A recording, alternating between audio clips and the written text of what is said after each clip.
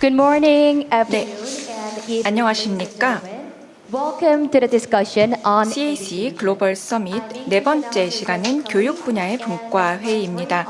저는 이 시간에 진행을 맡은 이승희입니다. virtual 우선 세계 각국에서 오늘의 행사를 위해 참석해 주신 모든 분들께 감사의 인사를 드립니다. COVID-19 outbreak. 코로나19가 유행하면서 언택트라는 개념이 떠오르고 있습니다. 특히 교육 분야에서의 언택트는 빠르게 진행되고 있습니다. 세계적으로 오프라인 개학이 늦춰지며 원격 수업이 진행되었고 교육 현장의 혼란을 막기 위한 시스템과 정책이 만들어졌습니다.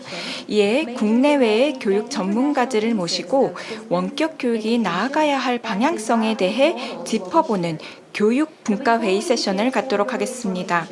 We're running today's discussion live over. 오늘 이 행사는 서울시의 영문 유튜브 채널을 통해 온라인으로 생중계되어 전 세계인이 함께 시청하고 있습니다.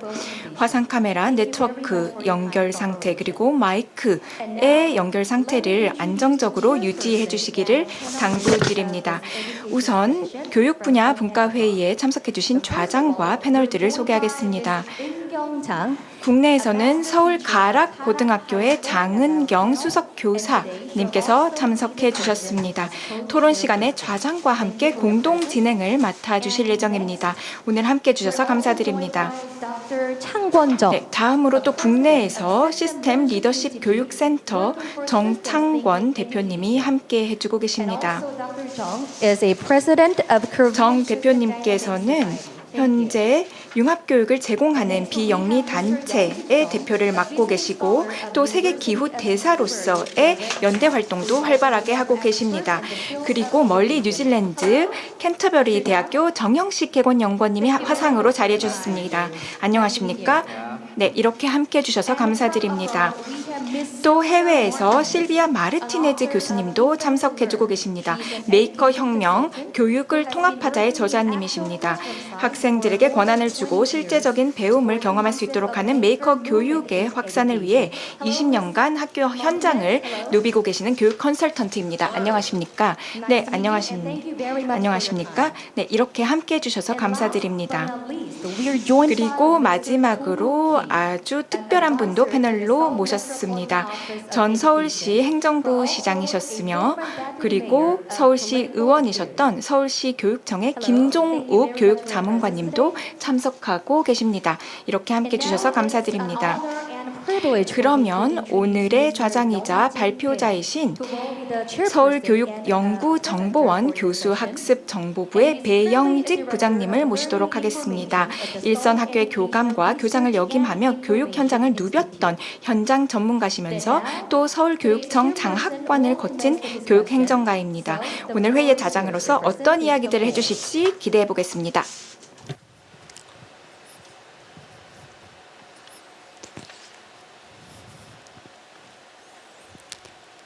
예, 안녕하세요. 반갑습니다. CSC 글로벌 서밋 2020 교육 분야입니다. 원격 교육 운영 사례와 학대 방안이라는 주제에서 첫 번째로 혁신 미래 교육과 원격 교육의 방향이라는 주제로 말씀드리게 될 서울시 교육청의 교사학습 정보부장 배영직입니다.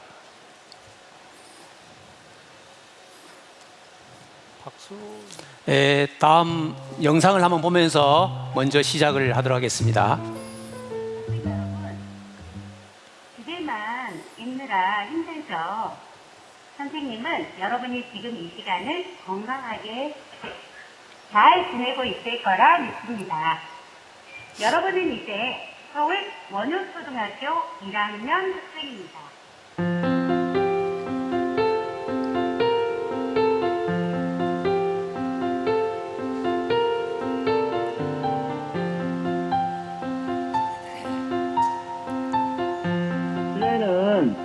여러분이 학교에서, 운동장에서, 교실에서 입학식을 해야 되는데 이렇게 화상으로 인터넷상에서 입학식을 합니다. 이것도 재밌죠?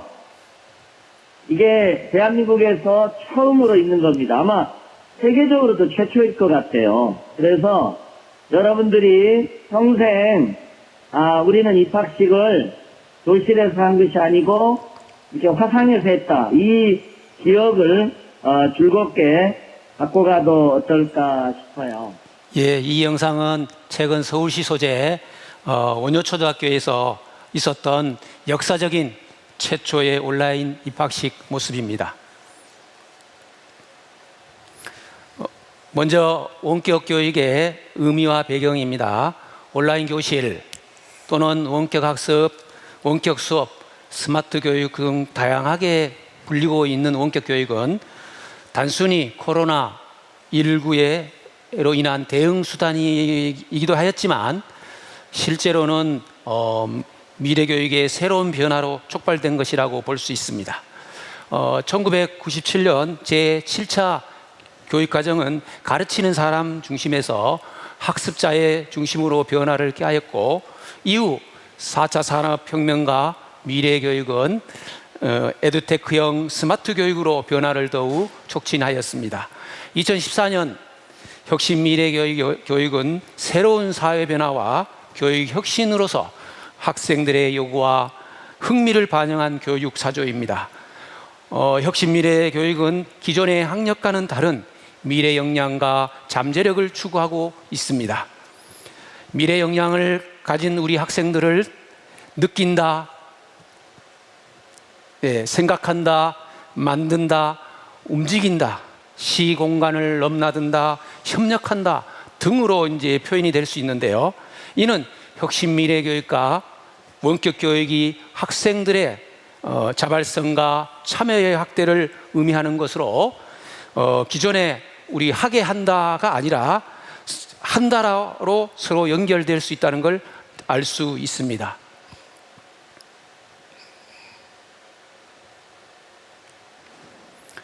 서울형 온라인 교실이라는 이름으로 시작된 서울시 교육청의 원격 교육은 최근 코로나19로 인한 학교 휴업 장기화를 대비하여 휴업 중에도 온라인 계약으로 원격 수업이 가능하도록 학교의 기반을 조성하고 이를 위한 교원들의 전문성을 확보하고자 하였습니다.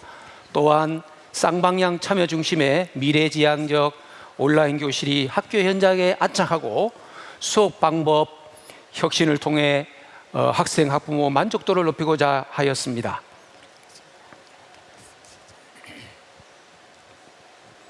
서울형 온라인 교실에서 원격 수업은 교사와 학생이 서로 다른 공간이나 서로 다른 시간에 정보통신망을 기반으로 다양한 학습 자료를 활용하여 실시하는 수업으로 정식으로 수업 시간으로 인정하였습니다. 현재 이루어진 원격 교육의 형태로는 다음 표와 같이 소통을 위한 온라인 학급형, 실시간 쌍방향 수업형, 단방향 콘텐츠 활용형, 과제 제시형, 기타 혼합된 형태로 이루어지고 있습니다. 서울의 원격 교육을 추진하기 위해서 긴급 추진단을 구성 운영하여 교육과정 등 관련 정책 방향을 제시하였고, 선도적인 교원 150명을 현장 지원단으로 구성하여 다음 그림과 같이 학교에서 바로 활용할 수 있는 12가지 온라인 플랫폼 가이드라인을 제공하였습니다. 또한 현장 지원단은 서울시 관내 11개 교육지원청별로 학교 교원 대상으로 원격 연수를 실시하였고, 개별 학교의 요청에 의한 원격 또는 방문 지원을 통해 일반 교사의 원격 수업 역량을 높였습니다.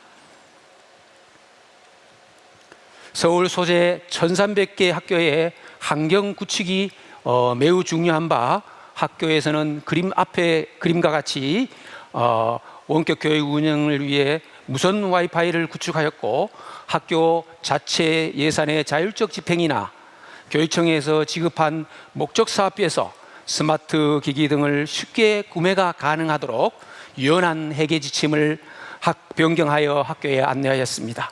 특히 원격 수업에 참여가 어려운 여건에 저소득 자녀 학생 현황을 파악하고 학교 보유기기, 교육부 및 지역사회의 기부 등을 연계하여 긴급 52,000대의 스마트 기기를 대하였고 가정의 통신비도 지원하였습니다.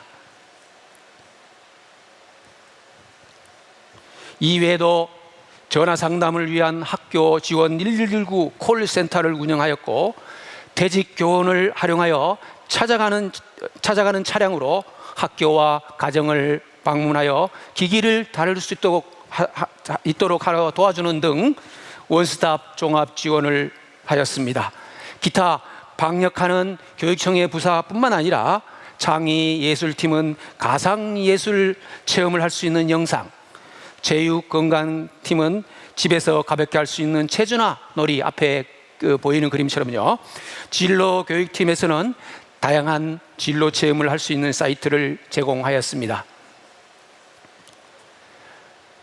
다음은 서울 소재 원효초등학교에서 운영된 제일 위에 실시간 쌍방향 수업, 학부모 대상 온라인 학교 설명회, 아까 우리 교육관님 나오셨던 온라인 입학식 실제 사례 모습입니다.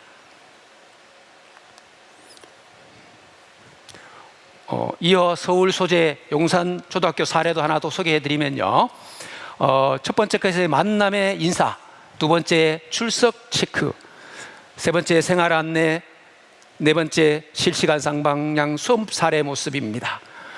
우리는 여기서 원격 교육의 안착을 위하여 현장 교사들의 놀라운 적응력과 역량을 엿볼 수 있었습니다. 지금 현재에도 계속 수고하고 계실 현장 선생님들에게 이 자리를 빌어서 감사의 말씀을 전합니다. 다음은 운영 현황을 설문으로 받은 내용입니다.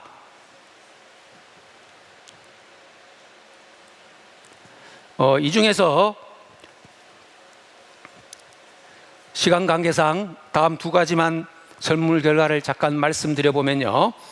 원격 수업을 실제 운영하시면서 가장 어려웠던 점 두 가지로 출석 수업보다 많이 소요되는 수업 준비 시간이 부담되었고, 학생 출결 확인 및 수업 참여 동료가 어려웠다고 하였습니다. 원격 수업 안정화를 위해 가장 지원이 필요한 두 가지로 교과별, 차시별로 다양한 콘텐츠 및 학습 자료를 제공해 주었으면 하였고요.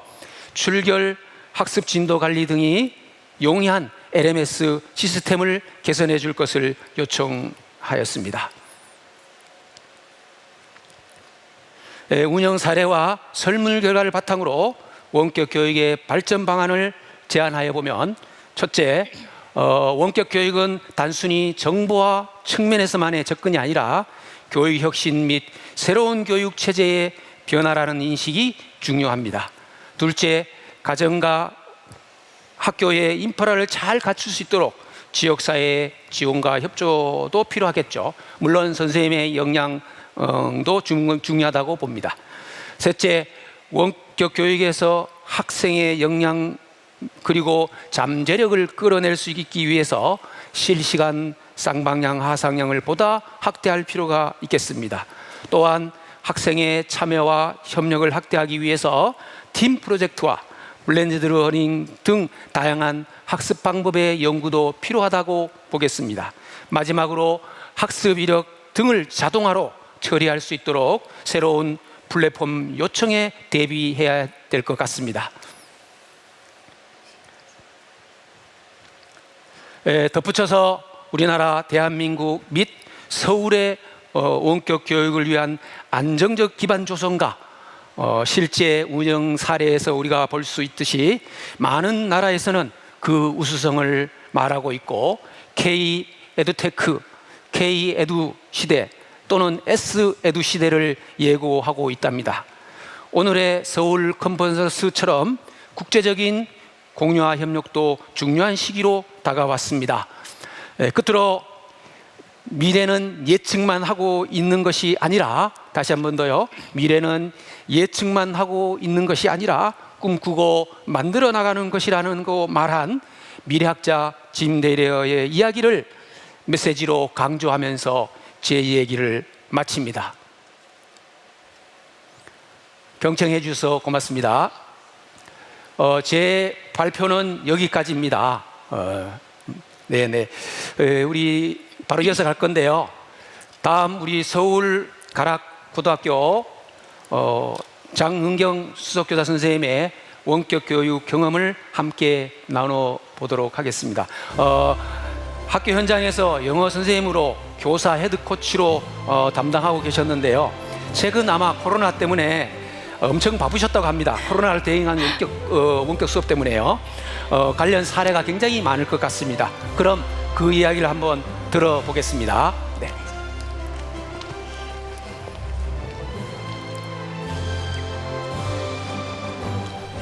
네, 안녕하세요. 서울 가락고등학교 수석교사 장은경입니다.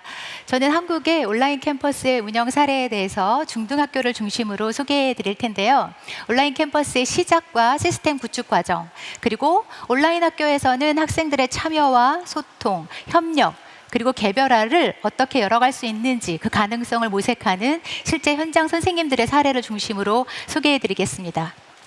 사실 한국은 IT 강국으로 잘 알려져 있지만 학교 현장의 일반 학교의 대부분의 현실은 온라인 캠퍼스를 운영하기에 적절한 여건은 아니었습니다. 그래서 교사, 학생, 학부모 모두에게 온라인 캠퍼스는 쉽지 않은 도전이었는데요. 다행스러웠던 거는 서울에 창덕여중이라는 미래학교가 있어서 최첨단 시설을 갖추고 미래지향적인 교육과정을 운영하고 있었고요.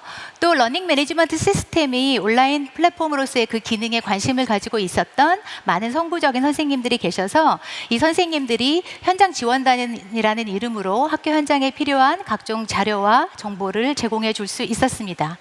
그러나 정말 놀라운 기적은 일반 학교 선생님들 사이에서 일어났습니다.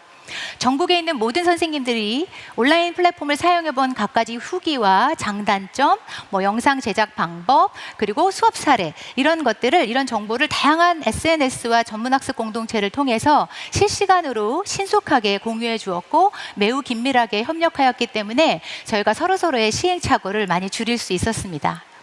다음은 단위 학교의 시스템 구축 과정입니다.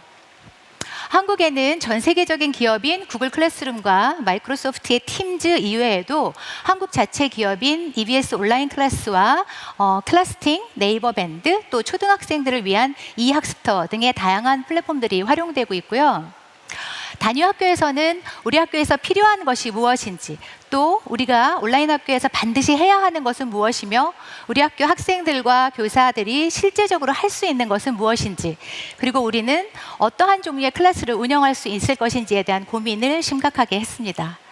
이에 따라서 플랫폼을 결정하고 난 이후에는 학생들의 출결과 수업 참여를 독려하는 방안, 그리고 교사와 학생들의 디지털 리터러시를 함양하는 방안, 또 저작권과 초상권 교육을 포함한 디지털 시민교육, 또 가장 중요하게는 사회적인 취약계층의 가정에 있는 학생들을 어떤 방식으로 지원할 것인가 하는 논의들도 있었고요.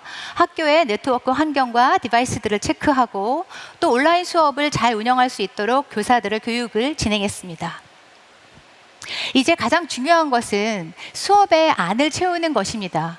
과연 온라인 학교에서는 어떤 수업이 가능한 것일까요?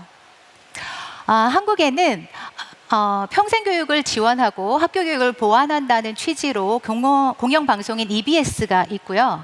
여기에는 이미 잘 만들어진 온라인 강의 콘텐츠들이 있습니다. 이 강의 콘텐츠들은 전국 어디에나 균등한 수준의 강의를 제공할 수 있다는 장점이 있는데요.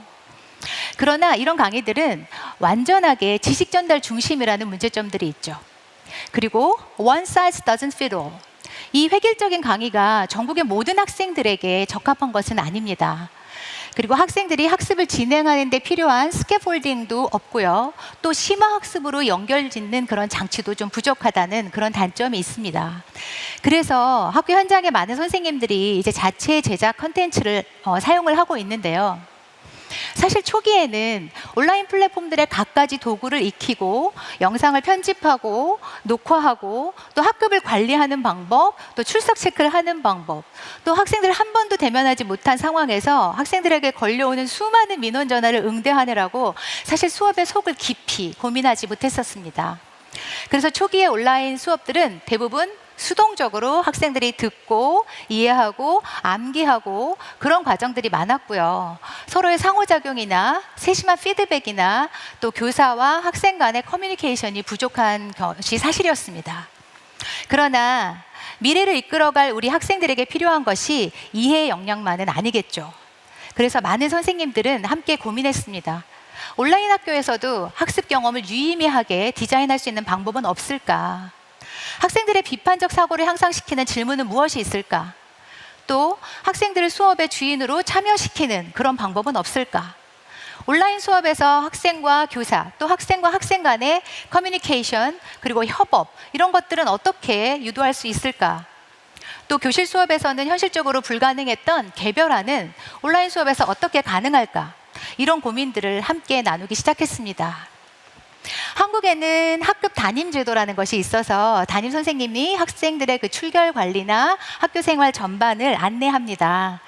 오디세이 학교의 김영선 선생님께서는 학급의 전달 사항을 전달하는 아침 조회 시간에 전달 사항에서 끝나지 않고 화상으로 실시간에 모든 학생들이 이렇게 큰 하트를 만들어 보는 이벤트를 하셨다고 해요. 그래서 학생들은 각자 자기 집에 있지만 이렇게 화면상으로 마음을 연결하는 이벤트를 하면서 우리가 서로 연결되어 있구나라는 마음을 가질 수 있었겠죠. 장면에 뭉클하지 않으신가요? 또 경원중학교의 손현경 선생님께서는 담임 선생님께서 진행하시는 그 아침 조회 주도권을 학생들에게 넘기셨다고 해요. 그래서 학생들이 돌아가면서 자신만의 개성 있는 방식으로 자신을 소개하고 또 다른 친구들은 그 친구에게 세심한 이렇게 동료 피드백을 남기도록 하셨다고 하는데요.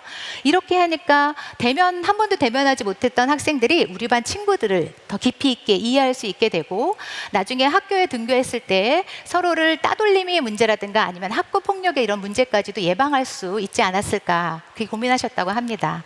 역시 학교 교육이라는 거는 교과 교육만 중요한 게 아니고요. 이런 학생들의 사회적인 스킬이나 인성교육 또 생활지도 이런 측면이 다 같이 중요하다는 것을 일깨워 주셨습니다. 온라인 학교에서 사실 가장 걱정되는 부분은 학교에서 수업 시간에도 참여하려고 하지 않는 그런 학습 의욕이 매우 저조한 그런 학생들을 어떻게 모니터 앞에 끌어다가 앉힐 것인가 하는 부분이겠죠. 그래서 경일고등학교의 이주연 선생님께서는 실시간으로 단어 퀴즈 배틀을 한다거나 아니면 카웃을 이용해서 단원의 복습 게임을 하는 등의 그런 게이미피케이션의 요소를 수업마다 적용을 하셔서 학습자들의 흥미를 유발하는 수업을 계속 고민하고 계신다고 합니다. 또 사실은 이제 온라인 교실에서는 오프라인 교실에서처럼 학생들의 학습 과정을 실시간으로 확인할 수가 없기 때문에 학생들이 오늘 배우고 있는 내용을 제대로 이해하고 있는가 확인하는 그 형성평가의 중요성이 더욱 커지는데요. 이천중학교의 김정식 수석님께서는 요즘에 굉장히 오프라인에서 핫한 방탈출 게임이라는 것을 이용해서 학생들이 그 답을 반드시 알아야 그 방을 탈출할 수 있는 이런 형성평가 툴을 제작해 주셨고요. 월곡중학교에 있는 재영강 선생님께서는 그 툴에 요즘 유명한 학생들이 좋아하는 드라마나 영화의 스토리텔링을 입혀서 학생들이 그 형성평가를 아주 흥미롭게 진행할 수 있도록 만들어 주셨습니다. 자, 이 장면은 지구의 날에 대해서 학생들이 영문 자료를 공부하고 난 이후에 그 지식을 그냥 공부한 것에서 끝나지 않고 내가 지구를 위해서 실천할 수 있는 작은 행동을 하고 나서 인증샷을 찍어서 패들릿이라는 온라인 담벼락에 다 같이 공유하게 만들었던 수업입니다. 학생들은 다른 친구들이 낸 과제를 보면서 라이크 버튼을 눌러서 다른 친구들을 응원하기도 하고요. 댓글로 서로 상대방의 과제에 대해서 피드백을 나눌 수도 있었습니다. 그래서 각자 학생들은 집에 있지만 한 공간 안에서 같이 수업하고 있는 공동체 의식을 갖게 되기도 하는 거죠.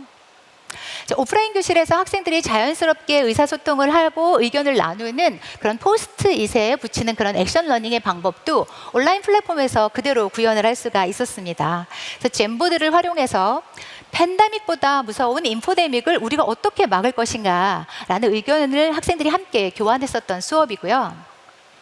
또 온라인상에서 같이 협업할 수 있도록 구글 프레젠테이션이라는 도구를 활용해서 한 학급 전체가 실시간으로 하나의 Our COVID-19 English Dictionary라는 거를 협업해서 만들어보는 그런 프로젝트도 진행했습니다. 자, 온라인 수업에서 선생님이 주도해서 모든 수업을 이끌어가는 것이 아니라 수업의 주체로 학생들을 세우는 것도 중요하겠는데요. 자, 이 장면은 학생들이 교과 내용과 관련되어 있는 배경 지식에 특별히 관심을 있는 학생들의 자원을 받아서 그 파트에 대한 영상을 학생들이 직접 제작하게 하고 온라인 수업 콘텐츠에 그 학생의 과제를 이렇게 올렸습니다. 그랬더니 과제를 직접 만든 학생의 학습 효과가 커지는 것도 물론이지만 선생님만의 영상이 아니라 동료들의 또래의 영상에 학생들이 더 깊이 몰입할 수 있었다는 응답도 있었어요. 그래서 온라인 수업에서도 학생의 참여를 효과적으로 이렇게 이끌어내면서 수업의 주체로 학생들을 주인공으로 만들어갈 수 있었던 거죠. 온라인 수업이든 오프라인 수업이든 다양한 수준과 성향을 가진 학습자들을 고려하는 것은 매우 중요하다는 생각이 듭니다. 그래서 학생들에게 제시하는 이 과제도 조금 도전적이고 난이도가 높은 그런 과제와 조금 쉽게 할 수 있는 과제의 옵션을 같이 열어둔다던가 시각적인 학습자, 청각적인 학습자 또는 언어적인 학습자들을 위한 다양한 옵션을 열어두고 학생들이 스스로 선택하게 할 수 있었고요. 또 음악을 좋아하는 학생들은 팝송으로, 요리를 좋아하는 학생들은 요리를 제작하는 과정에서 목표를 공부할 수 있도록 가이드할 수 있었습니다. 그래서 교사의 역할을 지식을 전달하는 역할이 아니고 학생들이 스스로 참여하면서 학습을 심화할 수 있는 그런 촉진자의 역할을 할 수 있었던 거죠. 쉽지 않은 온라인 수업이었습니다. 하지만 교사와 우리 학생들 모두가 협업해서 그동안 유의미한 배움을 만드는 온라인 학교를 만들기 위해서 노력을 했는데요. 사실 온라인 학교를 조금 운영을 해보니까 오프라인 교실보다 온라인 교실에서는 학생에게 주는 그런 피드백들이 조금 더 세밀하고 자세해야 되는데 한 학급당의 학생 수가 너무 많으니까 선생님들께서 개별적인 피드백을 하기가 어려웠습니다. 그래서 이런 온라인 학교가 조금 더 활성화되려면 학급당 학생 수가 줄어야 되는 것이 필수겠고요. 아직 많은 한국 학교에는 이 갖가지 장비가 많이 부족합니다. 그래서 그런 것들에 대한 보완도 필요하고요. 선생님들이 수업이라는 본연의 그 업무에 더 역량을 집중할 수 있도록 기술적인 문제를 해결해주는 에듀테크 매니저의 배치도 필요합니다. 그리고 마지막으로는 선생님들이 이런 다양한 온라인 수업 사례와 평가 사례를 서로 나누고 함께 연구할 수 있도록 전문학습 공동체를 더 확대하고 지원해 주시기 바랍니다. 이상으로 중등학교의 실제 온라인 수업 사례를 마치겠습니다. 감사합니다. 예, 우리 장은경 수석님이셨습니다. 수고하셨습니다. 그 온라인 게시판에 포스트잇 활용하거나 뭐 동료 학생끼리 서로 피드백하는 사례는 매우 좀 흥미롭네요. 우리 시간 관계상 더 많은 얘기를 못 들어서 아쉽습니다.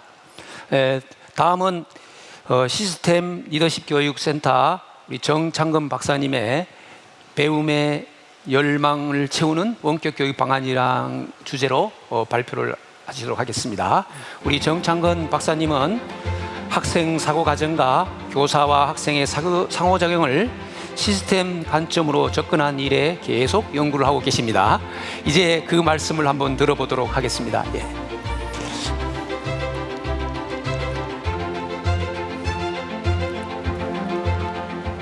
네, 안녕하세요.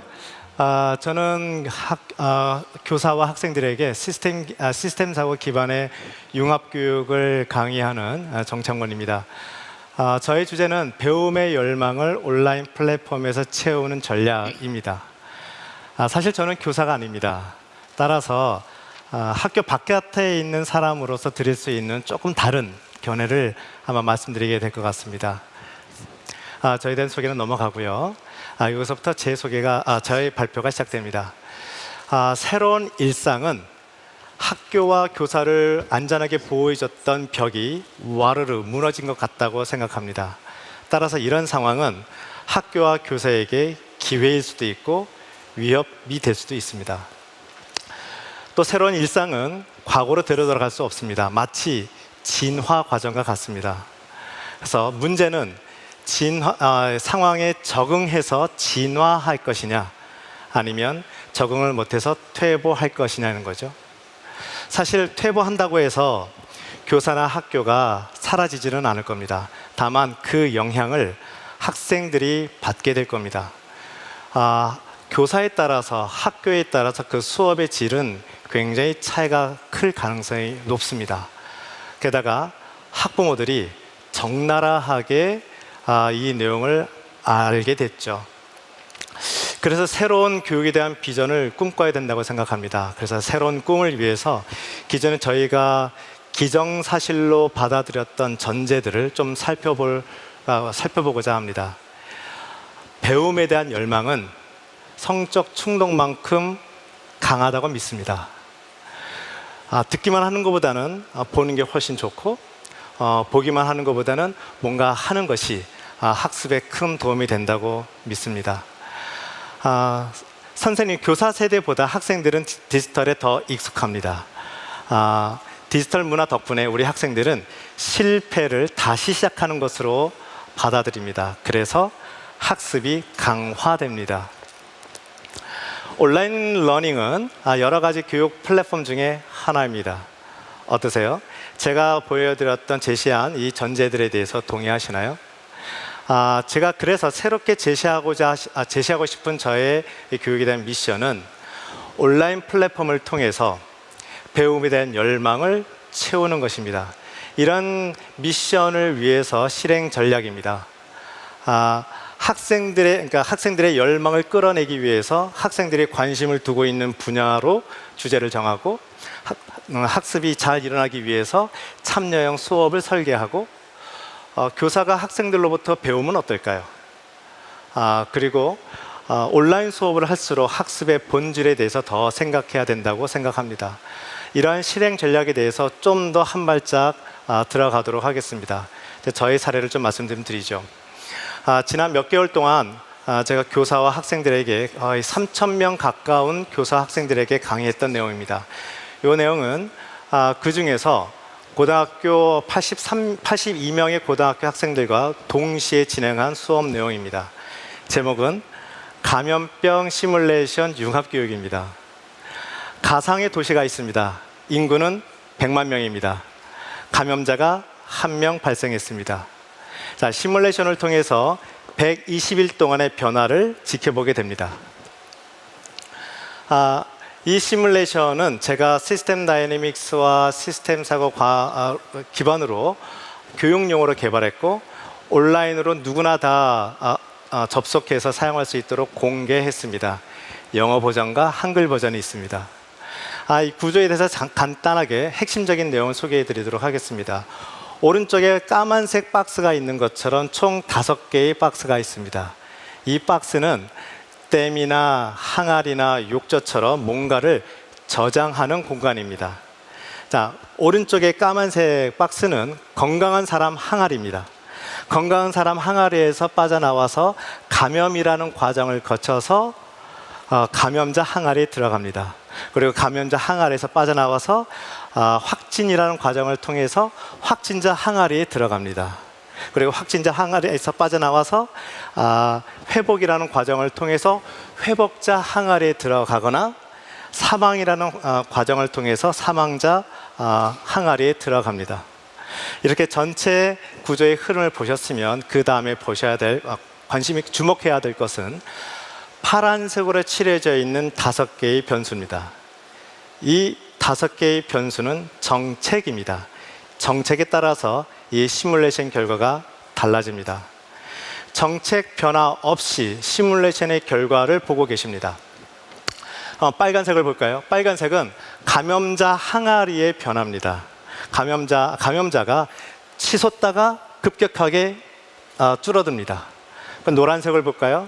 노란색은 회복된 사람의 항아리입니다. 급속하게 증가하다가 서서히 증가하는 모습을 보입니다. 감염자가 급격하게 떨어지고 회복된 사람이 많아지는 아주 아름다운 사례죠. 하지만 과연 그럴까요? 까만색을 볼까요? 까만색은 건강한 사람 항아리입니다. 인구 100만 명에 가까운 건강한 사람들이 급격하게 줄어들었습니다. 이 말인즉슨 온 국민이 집단 감염이 됐다는 뜻입니다. 큰 고통입니다. 이래서는 안 됩니다. 뭔가 달라져야 됩니다. 그래서 정책을 바꿔야 됩니다. 학생들이 선택할 수 있는 정책입니다. 왼쪽에는 이 예방 정책이죠. 마스크 정책과 사회적 거리 정책이 있습니다. 가운데는 추적과 검사 정책입니다. 그다음에 맨 오른쪽에는 회복되는 치료 정책이죠. 이 정책 중에서 딱 하나만 좀 살펴보도록 하겠습니다. 바로 왼쪽 하단에 있는 사회적 거리 정책 한번 볼까요? 숫자 120은 한 사람이 하루에 만나게 되는 사람의 숫자입니다. 문화와 지역에 따라서 이 숫자의 평균값은 달라질 겁니다. 그래서 학생들이 이 사회적 거리 정책을 결정하기 전에 제가 두 가지 중요한 정책 딜레마를 설명합니다. 첫 번째는 사회적 거리 강도를 높인다는 뜻은 저 평균 숫자가 낮아진다는 뜻입니다. 그리고 경제 활력도가 현저히 줄어든다는 뜻입니다. 다시 말해서 학생들의 부모님 경제 활동에 치명적인 영향을 미친다는 뜻입니다. 학생들은 고민하기 시작합니다. 두 번째는 모든 정책은 국민들이 수용할 수 있는 수준을 넘어서면 안 됩니다. 자칫하면 독재가 될 수 있고 국민들이 거짓말을 하거나 안 지켜서 더 나쁜 상황을 만들 수가 있기 때문입니다. 그래서 미국, 영국, 프랑스 등 다른 나라 사례를 이용해도 아주 좋습니다. 자유를 달라, 경제 생활을 할 수 있는 보장을 달라 하면서 총 들고 시위를 하지 않습니까? 학생들은 고민하게 됩니다. 이렇게 학생들이 시뮬레이션을 진행하면서 잠깐 멈추고 정책을 바꾸고 시뮬레이션을 계속 진행하는 과정을 반복하면 보시는 것처럼 다양한 시나리오를 만들 수가 있습니다. 멋지지 않습니까? 지금까지는 제가 학생들의 관심에서부터 수업을 끌어내고 참여형 수업을 설계한 사례를 보여드렸습니다. 저의 전략 세 번째를 말씀드립니다. 교사가 학생으로서 배우면 어떨까요? 이 사례는 앞서 발표한 장은경 선생님의 사례에서 굉장히 많이 언급이 됐습니다. 다만 선생님의 권위를 잠시 내려놓기만 하면 됩니다. 선생님을 도와줬다는 경험, 선생님을 가르쳤다는 경험은 우리 학생한테는 평생 추억이 될 것이고 학습을 몰입하게 만드는 좋은 계기가 될 겁니다. 마지막 전략입니다. 온라인 학습은 교육의 툴 중에 하나입니다. 저는 이 상황을 준전시 상황이라고 생각합니다. 마치 6.25 동란 때 천막 치고 가르치는 거하고 같다고 생각합니다. 이럴 때일수록 학교 행정이 우선시 돼서는 안 됩니다. 이럴 때일수록 학습의 본질에 대해서 더 생각해야 됩니다. 학교 행정이 좀 더 유연해야 됩니다. 지금 보시는 것은 학생들의 만족도에 대한 결과고요.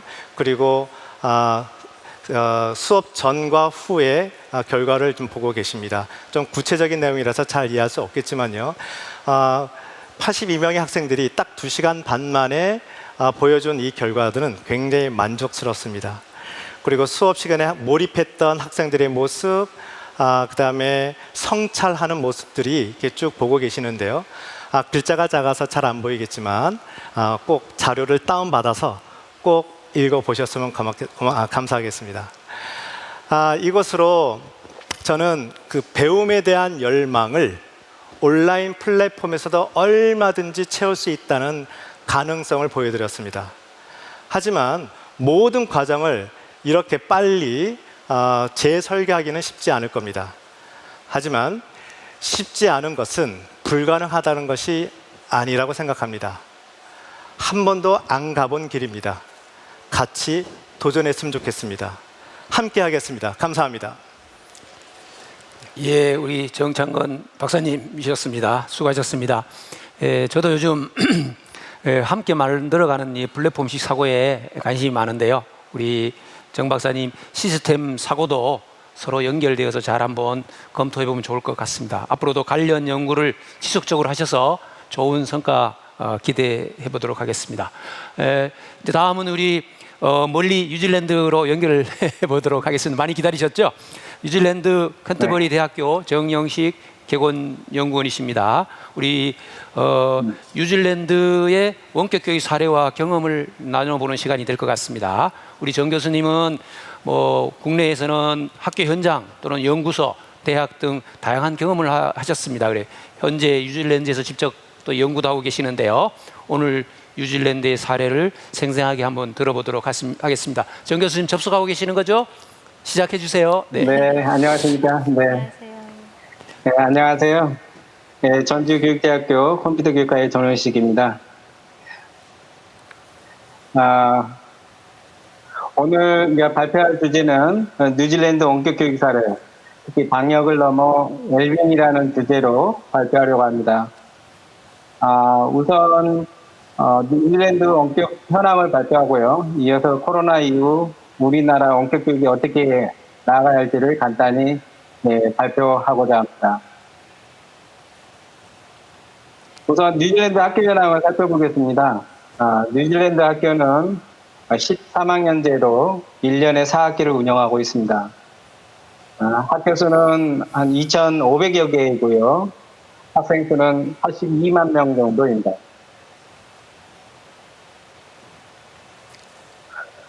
근본 코로나 사태에 따른 뉴질랜드 원격 수업 현황을 살펴보겠습니다. 뉴질랜드에서 코로나 확진자가 처음 발생한 것은 지난 2월 26일입니다. 이후에 국가 비상사태를 선포하고 다음과 같이 원격 기본 계획에 따라 단계별로 학교 운영 지침을 마련했습니다. 3월 26일 날 경보 4단계가 발령됨에 따라 모든 초중등 학교가 문을 닫았고 2학기가 시작된 4월 15일부터 약 한 달간 원격 수업이 시작되었습니다. 코로나 확진자가 거의 발생되지 않자 경보 2단계로 낮추고 지난 5월 18일부터 모든 학교가 동시에 동결을 하였습니다. 뉴질랜드 원격 교육이 성공한 이유를 살펴보도록 하겠습니다. 첫 번째로 뉴질랜드 원격 교육은 학력보다 웰빙을 우선하였습니다. 국가 비상사태가 선포된 직후 뉴질랜드 교육부는 임상심리학자와 함께 3가지 모듈로 된 웰빙 가이드를 제작하여 학교에 배포했습니다. 제1 모듈은 학생과 교사들이 바이러스에 대한 두려움을 갖지 않고 생활할 수 있도록 코로나에 대한 정보를 구성했고요.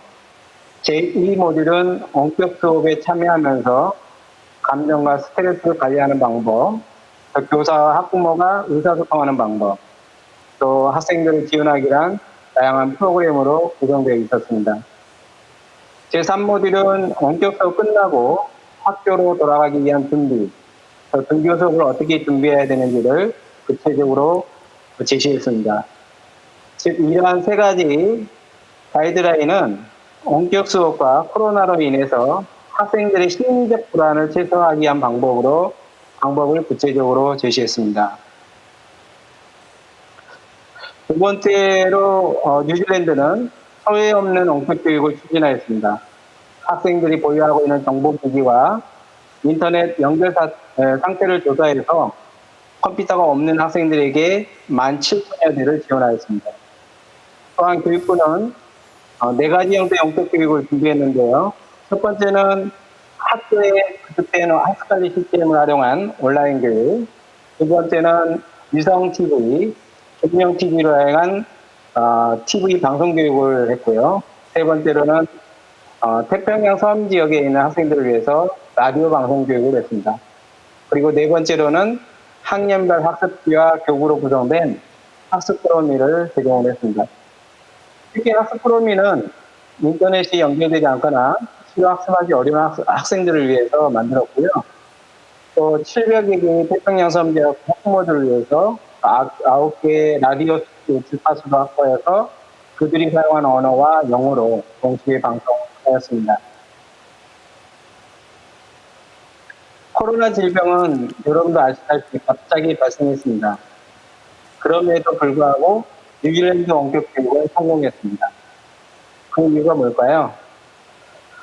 제가 생각하기에는 평상시에 뉴질랜드는 원격 교육을 철저하게 준비한 것 같습니다.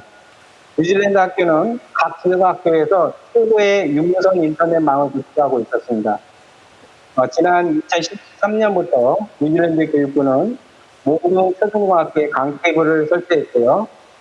디지털 허브 정책을 통해서 혹시라도 주변의 가정이 인터넷에 연결이 되지 않으면 학교의 허브를 이용해서 인터넷을 이용할 수 있도록 수락했습니다.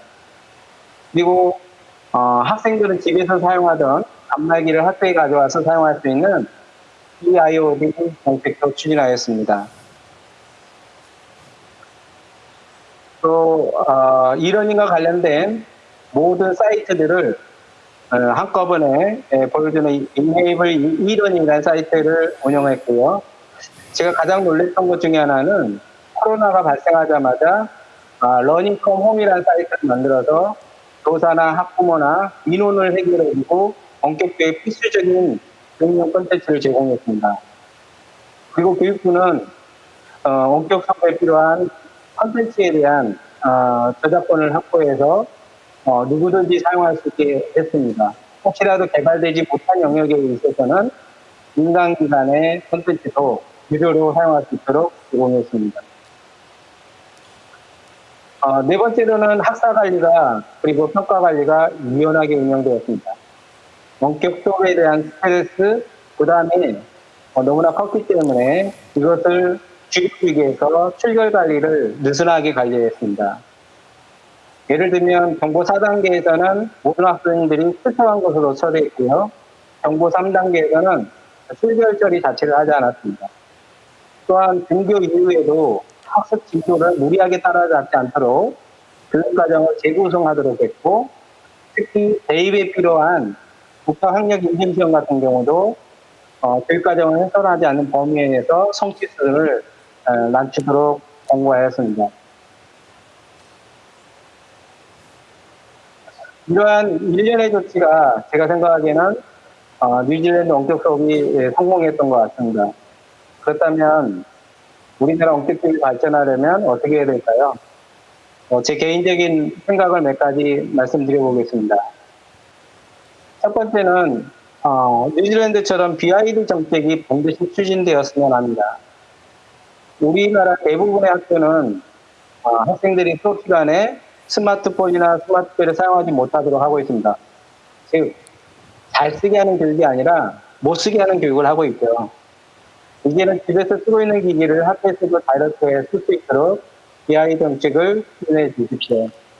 못 쓰게 하는 정책이 아니라 제대로 쓰게 하는 교육이 필요합니다. 두 번째는 상시적인 원격 교육 체제가 있었으면 좋겠습니다.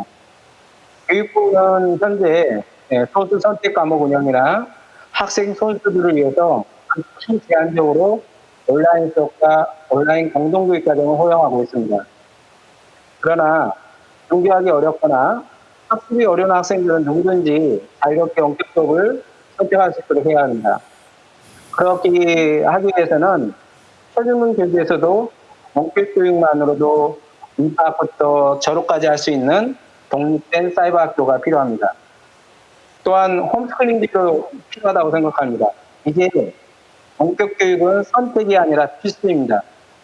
교실 수업을 보완하는 것이 아니라 대체할 수 있음을 이제 인정해야 한다고 생각합니다.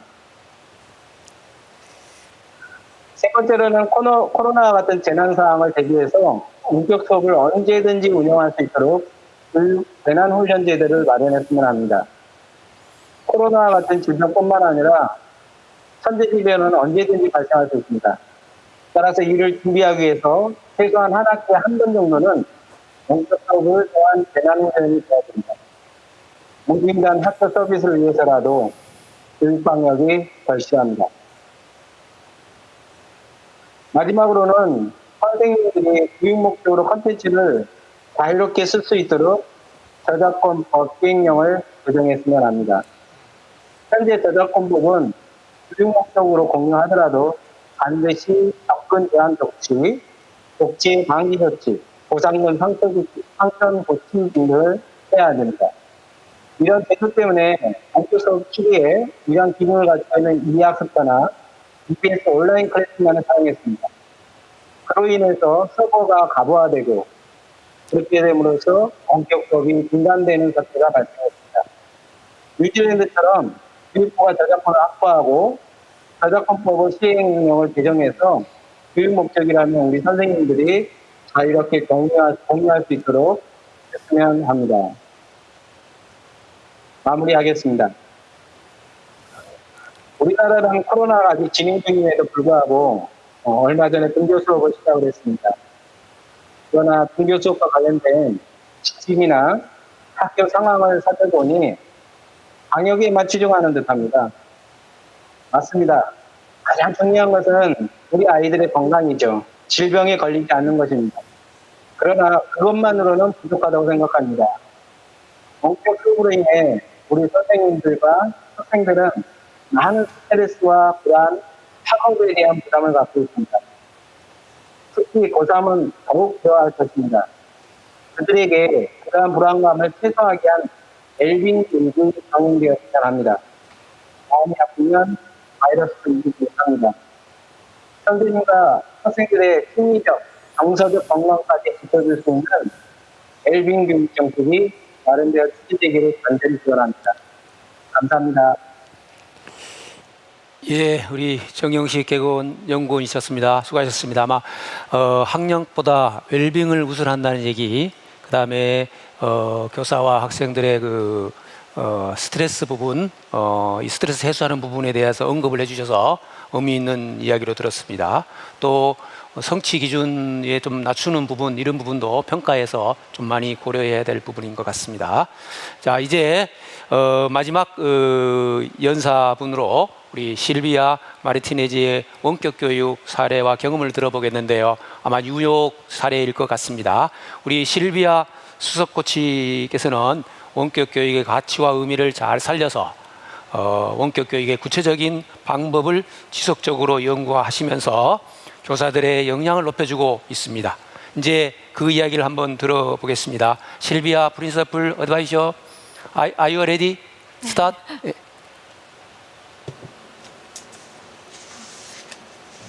마이크를 켜주시기 바랍니다. 예. 오디오를 켜주시기 바랍니다. Please 오디오. Hello? 예. How's it? 네, 들리시나요? Okay. 예, 오케이. 네, 안녕하십니까? 네, 방금 소개받은 실비아 마르티네스입니다. LA는 지금 밤 12시입니다. 그런데 이렇게 중요한 세션에 함께하게 돼서 매우 기쁘게 생각합니다. 몇 년 전에 책을 한 권 썼습니다. 그래서 메이커 혁명 교육을 통합하다라는 제목의 책을 쓰게 되었는데요. 7개 언어로 번역이 되었고 한국어로도 번역이 되었습니다. 이 책이 전 세계적으로 물결을 만들게 된 것 같습니다. 보통 교육이라고 할 때는 스트레스를 많이 받고 그리고 이 시험에 시달리고 있고 공부에 시달리고 있는 학생들의 모습만 많이 그리다가 새로운 모습을 보게 된 것 같습니다. 그래서 새로운 원칙을 기반으로 해서 학교의 교육이 바뀌게 되었고 그리고 더 많은 학교들이 이러한 변화를 따르고 있습니다. 저는 공학 그리고 비디오 게임이라든지 아니면은 기타 다른 업종에서 몸을 담기도 했는데요.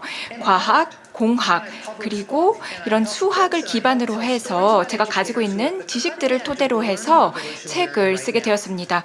4차 산업혁명이 도래하고 있는데 이러한 시대의 가장 중요한 요인이라고 생각을 합니다. 전 연사께서도 말씀을 하셨듯이 결국에는 학생들이 그냥 단순히 지식을 수용하는 입장이 아니고 스스로 창작자가 되어야 된다는 뜻입니다. 그렇기 때문에 기존의 전통적인 교실에서 벗어나서 협력할 수 있는 방법을 터득할 수 있는 우리가 길을 만들어줘야 됩니다. 3D 프린팅이라든지 프로그래밍 아니면은 기타 다른 마이크로 컨트롤러를 이용한 설계라든지 시뮬레이션 시뮬레이션 그리고 기타 다른 참여형 교육 등에 다 학생들이 동참을 할 수 있어야 됩니다. 그런데 이게 과연 학생들을 어떻게 도울 수 있을까요?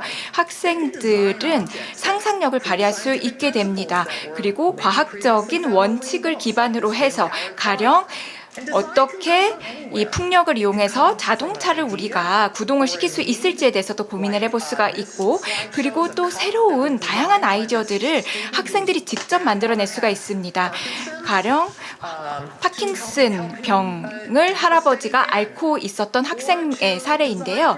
그 할아버지를 돕기 위해서 손주가 직접 아이디어를 내기 시작한 것입니다. 이뿐만 아니라 온라인으로 뭔가를 새롭게 또 만들기 위해서 학생들이 모여서 다양한 아이디어를 제시를 하고 소프트웨어를 만들고 또 한 번도 만난 적이 없는 사람들에게도 이런 솔루션을 제공을 하기에 이르렀습니다. 그래서 전 세계를 개선을 할 수 있는 다양한 아이디어를 학생들이 개발을 하게 된 것이고, 공학, 과학에만 집중되어 있는 것은 아닙니다. 굉장히 다양한 분야에서의 해답을 찾을 수가 있게 됩니다. 한 번도 우리가 물어보지 않았던 질문을 할 수 있게 됩니다. 가령 이렇게 손이 2개가 있다면 어떨까? 단순히 사고만 함양을 하는 것이 아닙니다. 실제로 설계를 할 수 있습니다. 3D 프린팅 그리고 프로그램들을 활용을 해서 직접 만들어 볼 수가 있습니다.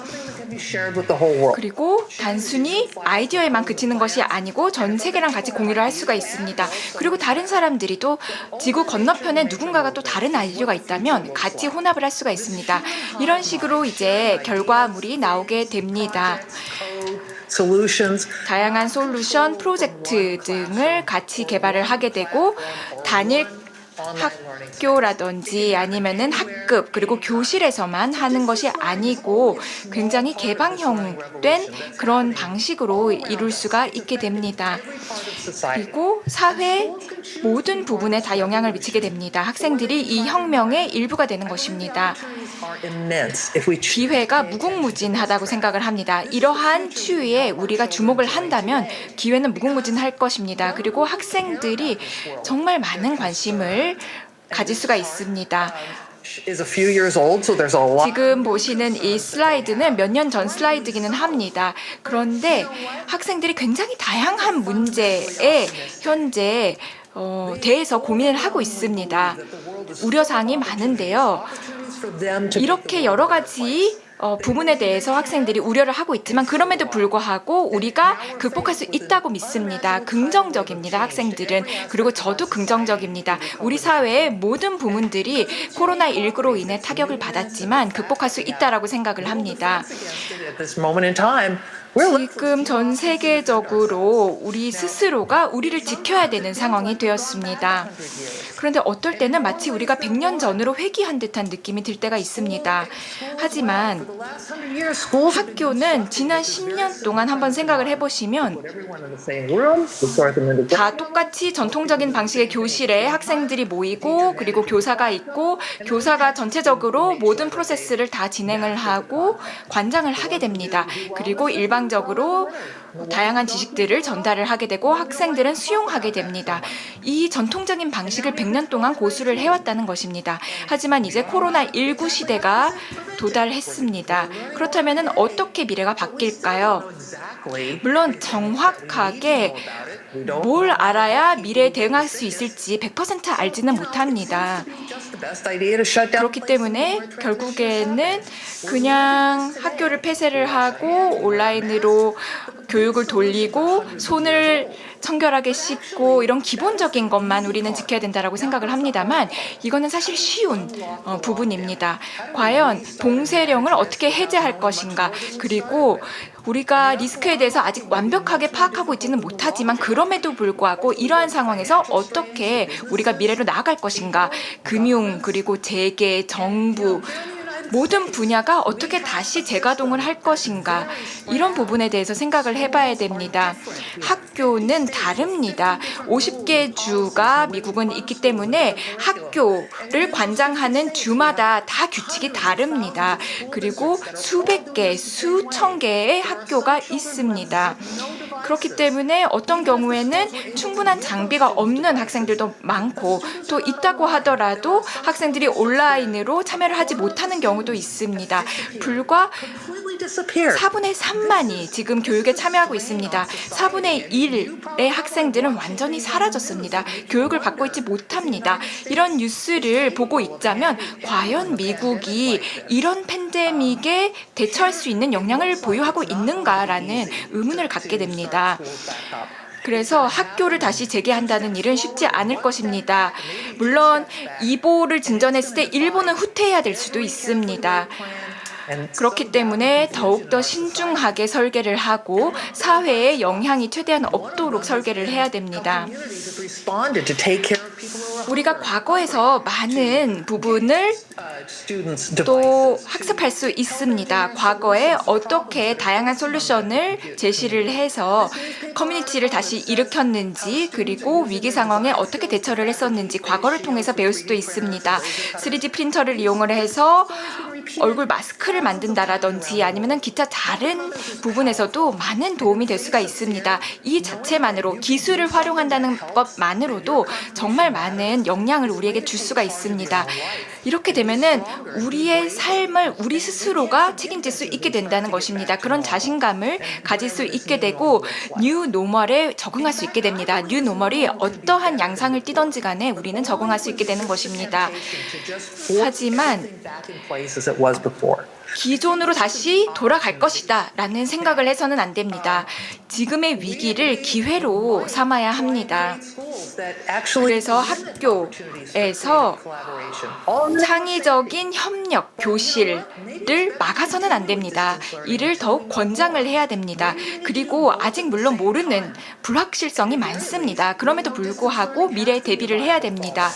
물론 사회적 거리두기를 하고 있기 때문에 여기에 맞춰서 대응을 해야 될 것입니다. 당분간 학교의 폐쇄가 지속될 수도 있습니다. 한국에서도 학교가 폐쇄된 것으로 알고 있습니다. 그리고 다시 한번 또 다시 제2의 코로나 사태가 발병을 할 수도 있습니다. 하지만 무궁무진한 기회가 우리 앞에 있다. 그래서 21세기의 학생들을 우리가 더욱더 역량을 함양시킬 수 있는 좋은 기회가 있다라는 것을 잊지 않으셨으면 좋겠습니다. 그러한 마음가짐으로 도전 과제에 맞서야 합니다. 물론 대처해야 되는 요소들은 굉장히 많습니다. 도전 과제는 아주 많습니다. 지금 PDK 인터내셔널에서 발표한 발표 결과, 설문조사 결과를 보여드리고 있습니다.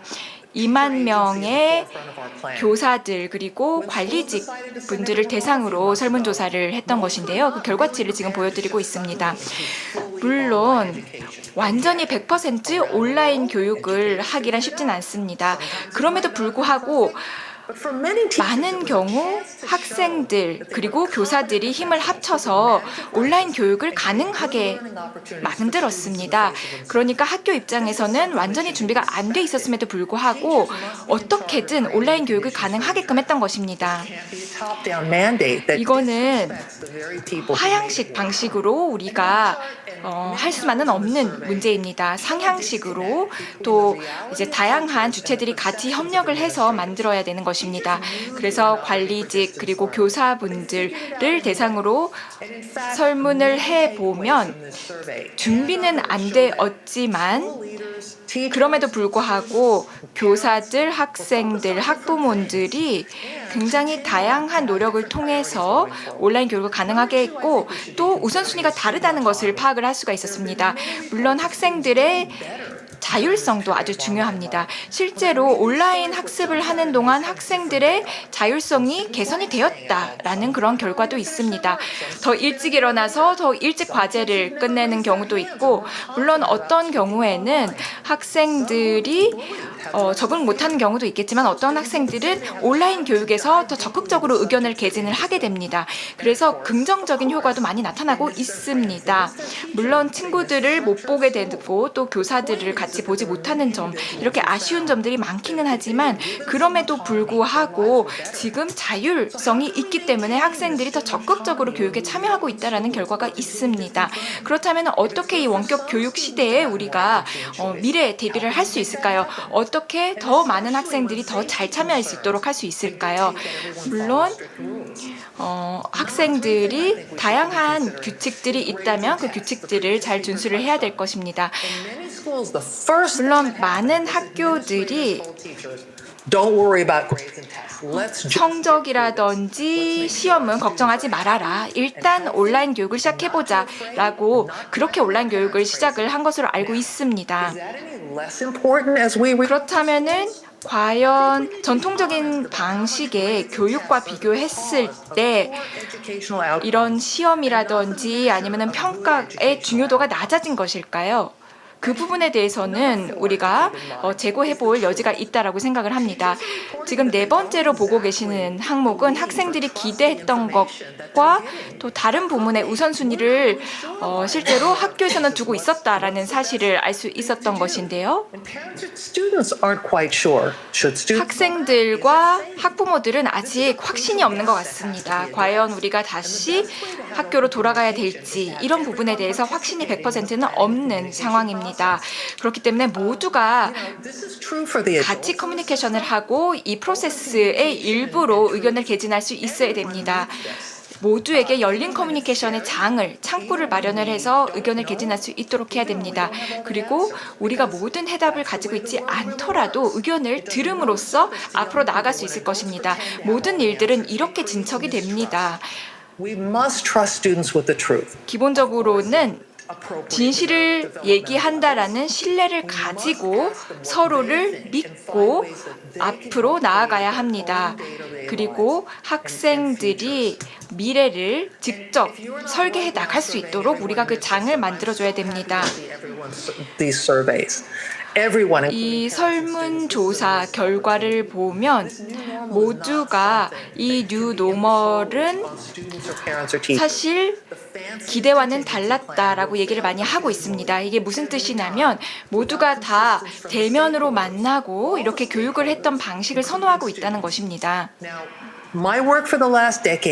지난 10년 동안 저는 학교들과 같이 협력을 해서 다양한 경험을 쌓게 하고 최신 기술을 사용을 해서 새로운 도구들을 활용을 해서 과학자가 될 수 있도록 그리고 공학자가 될 수 있도록 아니면은 전염병 학자가 될 수 있도록 학생들을 도와주는 역할을 했습니다. 실질적인 문제에 대처하고 해결할 수 있는 역량을 키우고자 했습니다.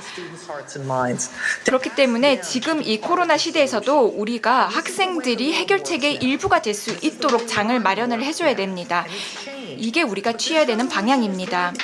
하지만 이러한 혁명은 학교의 동참 여부와는 상관없이 진행이 될 것입니다. 우리가 만약에 이 혁명의 흐름에 제대로 동참하지 못한다면 학생들은 교육의 흥미를 잃게 될 것입니다. 그리고 교육을 받지 않으려고 할 것입니다. 그렇기 때문에 지금 코로나19 팬데믹은 우리 모두에게 기회가 되고 있습니다.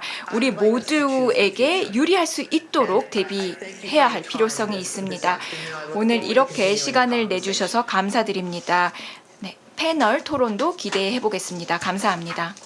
예, 감사합니다. 우리 책이 보니까 한국어로 책이 왔는데 많이 팔렸을 것 같아요, 그죠? 그 같아요. 그리고 또 저희도 서울시 교육청의 메이커 교육을 아주 열심히 하고 있는데 많이 이렇게 연결되는 것 같습니다. 또 그 원격 교육의 그 신기술을 접목한 부분도 약간의 좀 흥미있게 잘 살펴봤습니다. 시간이 짧아서 너무 아쉬운 마음 다시 한번 말씀드리고 이상 사례 발표에 수고해 주신 여러분 모두 감사드리면서요. 그럼 계속해서 원격 교육 사례와 관련돼서 추가 논의를 한번 해보려고 하는데요. 우리 장은경 수석님하고 같이 한번 진행을 해보려고 합니다. 우리 우선 시작하기 전에 우리 또 반가운 분와 계시는데요. 우리 패널로 나와 계시는 우리 김종욱 교육자문관께서 한 말씀 제가 부탁을 드려야 될 것 같습니다. 발표와 사례를 묵묵히 들으셨는데요. 이에 대한 의견이나 또는 우리 정무부시장을 하시고 서울시 의원도 하셔서 그 다양한 경험을 바탕으로 지역사회 협력 방안을 중심으로 또 말씀해 주시면 더욱 고맙겠습니다. 예. 네, 김종욱입니다. 드리고 싶은 말씀 많은데 남은 시간이 얼마 안 돼서 제가 준비한 거여서 몇 가지만 말씀드리겠습니다. 원격 교육을 IT 기술의 문제나 바이러스 위험의 측면에서만 바라보면 저는 많이 부족할 거라고 생각합니다. 사실 코로나 이전에도 우리 학생들을 비롯한 많은 사람들이 이미 스마트폰으로 살고 있고 온라인 속에 살고 있습니다. 근데 학교에서 아까 뉴질랜드 사례에서 얘기했지만 못 쓰게 하는 교육을 하니까 이게 남의 얘기 잘 들리지만 우리 아이들은 이미 온라인 세상 속에 살고 있는 거죠. 그러니까 원격 교육은 코로나 때문에 만들어진 것이 아니라 세상의 흐름이라는 거죠. 세상은 그렇게 바뀌어오는 거죠. 제가 초등고등학교 다녔던 70년대, 80년대 한 반에 70명이 교실에서 공부를 했었던데 지금은 상상하는 못하는 일입니다. 그런데 원격 수업을 하면서 아까 그런 고민을 하는데 아이들이 같은 시간에 같이 접속하는 문제, 출석의 문제를 고민을 하는데 그럴 필요가 있나에 대한 고민을 하게 됩니다. 맞아요. 원격 수업을 하는데 같은 시간에 같은 온라인상에서 같이 공부할 필요가 있나? 물론 그럴 필요도 있겠지만 이 학교의 기능이 좀 바뀌었다고 생각합니다. 학교의 기능이. 미셸 푸코가 뭐라고 그랬냐면 긴 복도에 네모난 공간이 있는 곳은 통제를 하기 위한 공간이다. 학교와 감옥과 병원이 그렇다라고 얘기했죠. 원격 수업을 하면서도 아이들을 통제하려고 하는 이거 생각을 바꿔야 된다고 생각합니다. 네, 맞습니다. 저는 뭐 더 많은 얘기 하고 싶지만 그래서 하고 그렇게 학교의 기능이 바뀌어야 된다. 학교의 기능 어떻게 바꿀 것인가? 학교가 아이들을 가리키고 키우는 것에 모든 것을 책임지는 곳이 아니라 교육은요 학교와 사회와 가정이 함께 키우는 곳이기 때문에 학국은 결국 교육 네트워크 센터가 되야 된다고 생각합니다. 지역사회와 함께 부모와 함께. 물론 그렇지 못한 이유가 있죠. 우리 사회의 입시 문제라든가 평가의 공정성의 문제 때문에 그런 한계 때문에 학교가 그런 걸 못하는 것도 있지만 앞으로 10년, 20년 후에 그렇게 가야지만이 우리가 새로운 세상을 준비할 수 있다고 저는 생각을 합니다. 제가 이런 질문 드리고 싶은데요. 사람을 변화시키는 것은 무엇으로 가능한가? 과연 학교가 그것을 할 수 있는가? 지금의 학교가요. 자, 이런 고민을 하게 됩니다. 그런데 교육이라고 하는 건 지식과 기술과 태도를 전달하고 형성하는 것이 기술이라고 하는데 원격 교육은 지식과 기술을 전달하는 것에 좀 머무를 수밖에 없지 않나. 지금의 원격 교육이라고 하면 한 가지 더 예를 말씀드리면 제 안사람은 특수학교 선생님, 장애인학교 선생님인데요. 장애인학교 선생님은 원격 수업을 못합니다. 그렇죠. 그러니까 피교육자와 교육자, 피교육자의 상황에 따라서 세상이 모든 것이 변해야 되는데 그렇지 못하는데 지금 학교가 그것을 할 수 있는가? 법과 제도가 그것을 용인할 수 있는가? 또 과정은 다 생략을 하고 전 그래서 이런 문제가 해결된다고 생각하는데 첫 번째가 지방자치와 행정자치의 일상적인 소통, 심지어는 지방자치와 행정자치의 통합이 필요하다고 생각합니다. 교육청과 시청이, 구청이 가끔 모여서 논의하는 것이 아니라 일상적으로 아이들의 문제, 학생들의 문제를 논의할 수 있는 구조가 필요하다. 그리고 그걸 해결할 수 있는 센터가 필요하다. 그 센터는 학교이다. 초등학교 학생들의 원격 수업을 보면 부모님의 도움이 없이는 이루기 어렵잖아요. 그럼 학교는 학부모 교육을 해야 되는 센터가 되어야 됩니다. 우리 아이들을 어떻게 할 것인가. 우리나라에서 제일 무서운 병이 중2병이라고 하는데요. 부모들이 중2병을 어떻게 이겨낼 것인가에 대한 교육을 받은 적이 한 번도 없습니다. 이걸 누가 해야 됩니까? 보건복지가 해야 됩니까? 아니면 기획재정부가 해야 됩니까? 저는 학교가 할 수 있다고 생각하는 거죠. 자, 학교의 기능은 교육 네트워크 센터가 되어야 되고 지방자치와 행정자치 일상한 소통이 되어야 된다. 또 하나, 교사의 양성 과정과 선발 과정이 변화해야 된다고 생각합니다. 교사의 기능과 역할이 뭔지 다시 한번 고민해 봐야 되는 겁니다.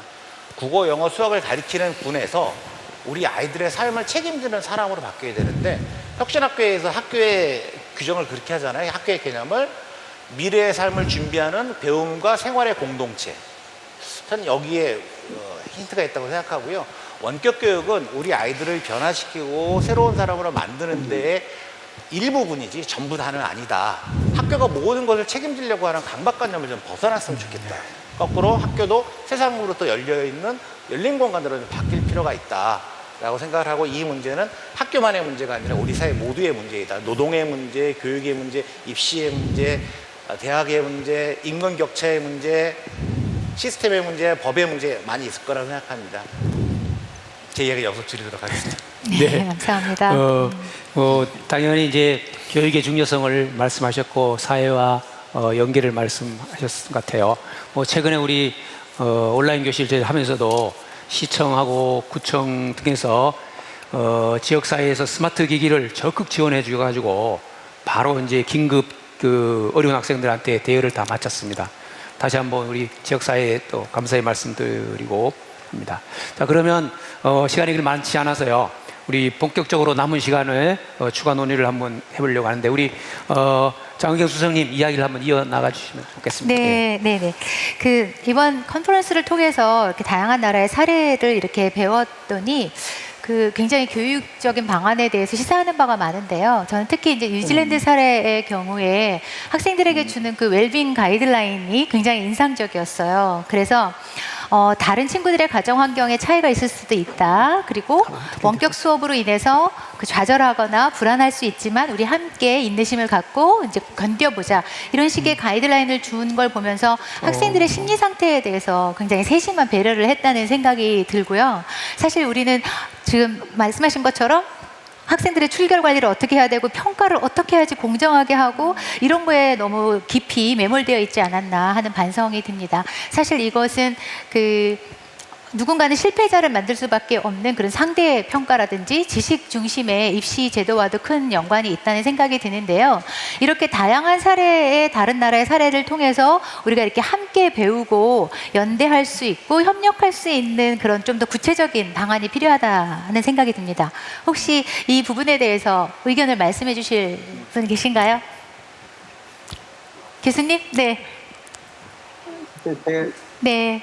정영식 교수님, 네, 말씀해 주세요. 네, 제가 한번 제가 말씀드려볼게요. 사실 이제 학교 입장에서나 선생님 입장에서 국제 교육 협력에서 가장 어려운 점이 뭘까 저도 생각을 해봤습니다.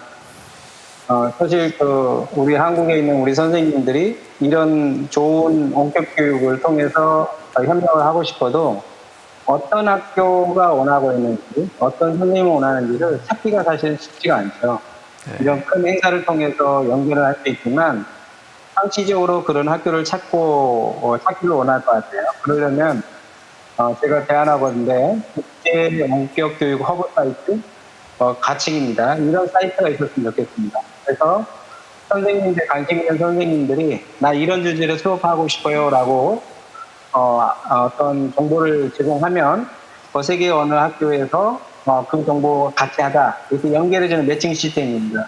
물론 이 사이트에는 영어권이 아니기 때문에 실시간 통역을 해주는 시스템이 있었으면 좋겠고요.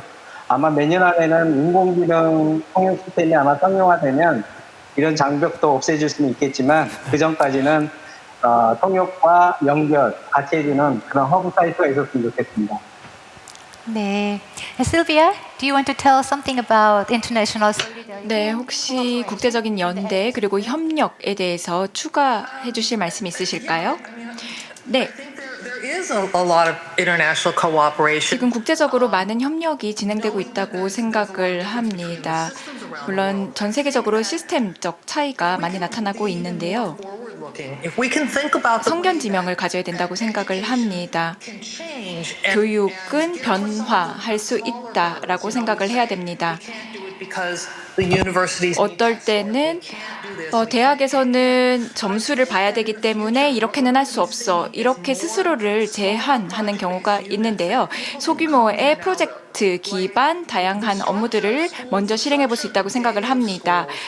그래서 학교 차원에서도 이런 작은 규모의 프로젝트들을 먼저 시작해 볼 수 있다고 생각을 하는데요. 가령 수학은 왜 일주일에 18시간을 꼭 차지를 해야 되는가. 그러니까 이제 과목 면에서도 각 과목이 한 주에 왜 이만큼의 시간을 차지해야 되는가에 대해서 다시 재고해 볼 필요가 있다고 생각을 합니다. 가령 20 kids from anywhere in the 20명이 프로젝트를 같이 진행을 하고 다양한 시뮬레이션을 하고 참여형으로 프로젝트를 진행을 하고 4 weeks or 6 weeks. 4주, 6주 동안 같이 협동을 한다. 그래서 결과물을 도출을 해냈다. 그런데 가령 수학의 전문가가 그 결과물을 같이 평가를 해줬다라고 하면은 한국, 뉴질랜드, 미국에 있는 학생이든지 간에 국적은 상관없습니다. 이 분야에 대해, 이 과목에 대해 관심이 있는 학생들이 함께 한다면 더 의미가 있을 수 있겠습니다. 네, 감사합니다. 그래서 또 다른 더 논의를 하고 싶으신가? 시간이 아니, 조금 계속 있을까요? 하셔도 됩니다. 좀 여유가 있습니다. 다른 연사님들의 발표의 내용에 대해서 조금 더 코멘트하고 싶으시거나 질문이 있으실까요?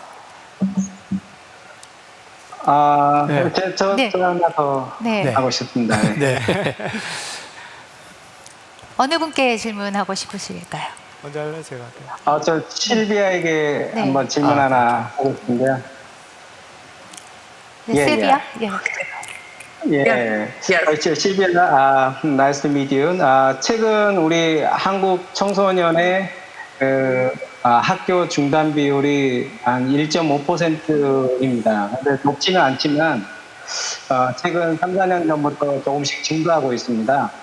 혹시 미국에서는 학교를 그만둔 학생들을 위해서 원격 교육이나 메이커 교육이 어떻게 운영되고 있는지 궁금합니다. 만약 있다면 그 학생들을 위해서 유사한 어떤 프로그램을 한번 소개 부탁드리겠습니다.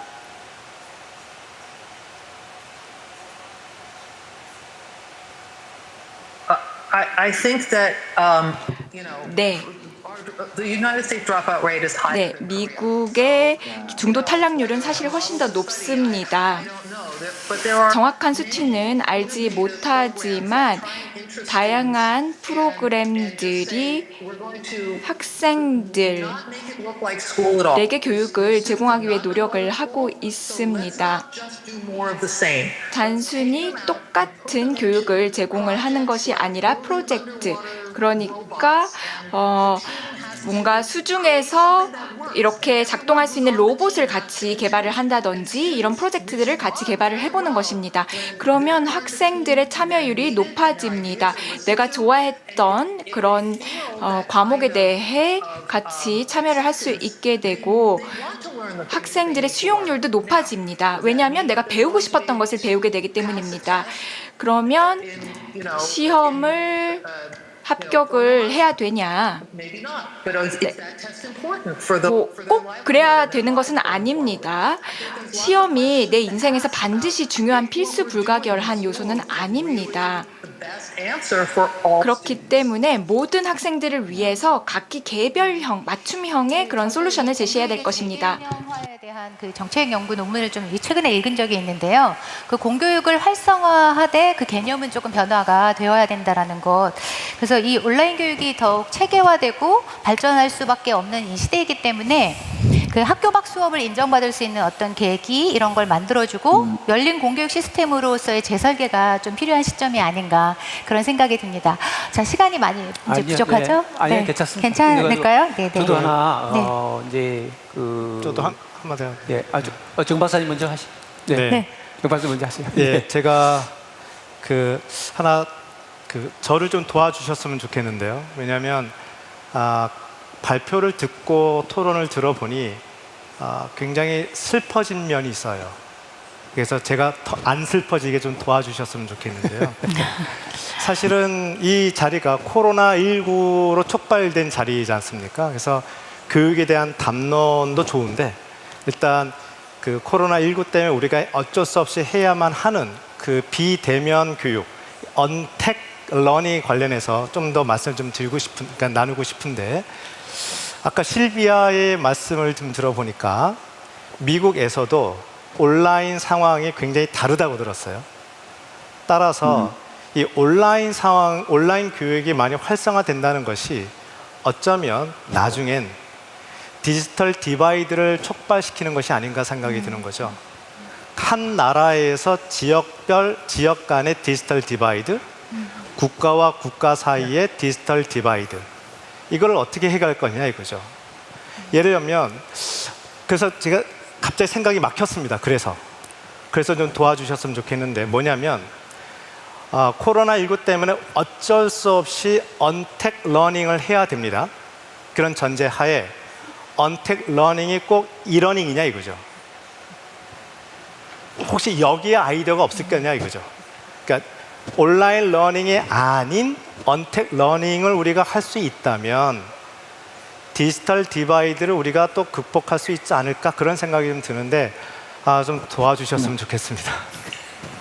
예, 굉장히 어려운 또 숙제를 또 주시는데 아마 이 얘기를 또 추가적으로 우리 또 모여야 같이 될까요? 고민하는 예, 거죠. 네, 고민하는 거죠. 또 시간이 좀 많지 않아서 이제 그러시긴 한데 이제 뭐 말씀하신 새로운 그 발전 방안도 좋고 또 우리 원격 교육에서 지금 아까 잠깐 말씀하신 학교 밖 청소년이라든가 또 오디세이 특별한 학생들은 오디세이라든가 이런 학생도 원격 교육에서 많이 이렇게 접목해서 가면 발전성이 더 보일 것 같아요. 그 부분도 우리가 교육적인 차원에서 한번 고민해 봐야 될 것 같습니다. 예. 지금까지 이제 발전 방안에 대한 좋은 의견들을 말씀해 주셨는데요. 이제 말씀해 주신 내용 중에 이제 숙제거리도 있고 그러긴 한데 이제 그런 거 또 지역사회 연계 부분 또 국제협력 부분 이런 것들을 잘 우리 앞으로 교육청 정책 수립에 잘 반영하도록 하겠습니다. 거듭 감사드리면서 시간이 좀 다 돼가서 아쉽지만 이제 정리할 시간이 있어요. 바로 여기서 마치는 건 아니고 하고 싶은 말 있으시잖아요. 오셨는데 지금까지 얘기하다 보면 놓친 말 또는 하고 싶으신 말을 한 30초 30초 정도씩 돌아가면서 해주시는데 이번 순서는 거꾸로 우리 하겠습니다. 우리 30minutes 실비아 30 seconds to finish. last minute. This is a sure. 네. This time is going to be a challenge. 네, 코로나19로 인해 많은 도전 과제가 있지만 기회 요소도 많습니다. 과감하게 결단력 있게 새로운 미래를 구상해야 됩니다. 그래서 사람들을 동참시켜야 합니다. 용감해져야 된다라고 말씀드리고 싶습니다. Thank you very much. 예. 다음 우리 네, 좋은 해결책인 것 같습니다. 감사합니다. 네. 정 다음 우리 네, 제가 할까요? 정영식 교수님. 네. 코로나로 인해서 우리가 이제 사상 초유의 온라인 계획이 진행되었습니다. 덕분에 이제 전국의 우리 선생님들 그리고 학부모의 헌신이 있었기 때문에 원격 수업이 차질 없이 진행되었다고 생각합니다. 그런데 이제 4월 9일 우리 온라인 계약이 시작되기 전까지는 약 한 달간 3월 1일부터 약 한 달간 우리 교육이 중단되는 초유의 사태가 벌어졌습니다. 이제 더 이상 가르침이 중단돼서는 안 됩니다. 이제 더 이상 교육이 중단돼서는 안 됩니다. 그러기 위해서는 원격 교육을 언제든지 재개할 수 있는 준비가 되었으면 합니다. 원격 교육은 안전한 교육을 제공하기 위한 질병 방역의 수단일 뿐만 아니라 동시에 행복한 교육을 제공하기 위한 웰빙 교육이라 생각합니다. 포스트 코로나 우리 많이 준비하고 있죠. 원격 교육 더 이상 선택 아닙니다. 무중단 교육 서비스를 위한 유일한 방법입니다. 원격 교육, 교육 반영을 위한 유일한 수단임을 절대 잊지 않았으면 합니다. 감사합니다. 예, 네, 우리 김정욱 전문가님. 네. 네. 원격 교육은 우리가 원하든 원하지 않든 일상화될 것입니다. 네. 하지만 원격 교육만으로 다 할 수 없다는 사실도 너무나 잘 알고 있습니다. 그 사실에 입각해서 우리가 다음 교육을 준비해야 된다고 생각하는데요. 저는 좀 예전으로 돌아가서 온 마을이 한 아이를 가르친다고 하는 그런 걸 고민해 봤으면 좋겠습니다. 교육청이, 학교가, 교육부가, 그리고 대한민국 정부가 우리 아이들을 어떻게 교육시킬 것인가에 대한 고민을 다 같이 했으면 좋겠습니다. 네, 결국은 학생 하나한테로 초점이 들어가서 좀 구체적이고 종합적이고 지원해주면 좋겠다. 아주 좋은 말씀. 네. 그다음 우리 정 박사님. 네. 사실은 코로나19가 굉장히 고마운 그 존재일 수가 있습니다. 왜냐하면 이 덕분에 우리가 한 번도 생각하지 않았던 거를 생각할 수 있는 기회를 주니까요. 대표적인 게 학교의 기능에 대한 이야기입니다. 이제 학교라는 물리적인 공간이 의미가 없어질 수 있고, 따라서 학교가 뭐냐라는 정의를 다시 해야 될 겁니다. 우리 자문관께서 말씀하신 대로 학교라는 공간이 마을일 수도 있는 것이죠. 따라서 이런 논의가 굉장히 다시 온 국민이 전 세계에서 같이 물밀처럼 일어났으면 좋겠습니다. 왜냐하면 현재 우리가 경험하고 있는 학교 시스템은 이 산업시대의 유물일 뿐입니다. 그래서 그거를 우리가 다시 한번 깨닫고 다시 논의를 다시 시작하는 거 굉장히 좋은 기회라고 생각합니다. 네, 정 박사님 숙제를 또 주시네요. 두 가지, 네, 네. 그렇습니다. 우리 정수성님, 네. 저는 조금 다른 견해를 가지고 있는데요. 이 온라인 캠퍼스의 활성화도 굉장히 중요하고 공교육의 재개념화도 중요한데, 제가 학생들에게 이렇게 응답을 이제 받아보니까 온라인 학교를 통해서 그 배움의 속도가 느린 학생들이 자기의 속도에 맞춰서 느리게 혹은 빠르게 학습을 할 수 있다는 장점도 있었고, 또 이제 교실 환경에서는 굉장히 소극적이던 학생들이 이 온라인이라는 공간이 실수가 드러나지 않는 안전한 공간이라는 의식 때문에 좀 적극적인 의사 표현을 하는 거꾸로. 그런 사례도 있었습니다. 그렇지만 이런 좋은 장점에도 불구하고 또 많은 학생들이 어떤 응답을 했냐면, 저 학교 가고 싶어요. 느낌표 10개 땡땡땡땡땡땡 이런 응답들도 사실 굉장히 많았어요. 그래서 저는 이 온라인 캠퍼스가 오프라인 캠퍼스를 완전히 대체하는 것은 바람직하지 않다고 생각하고요. 이 온라인 캠퍼스와 오프라인 캠퍼스가 잘 융합이 되면서 학생들에게 유의미한 배움의 경계를 넓혀가고 배움을 깊이 있게 하는 것.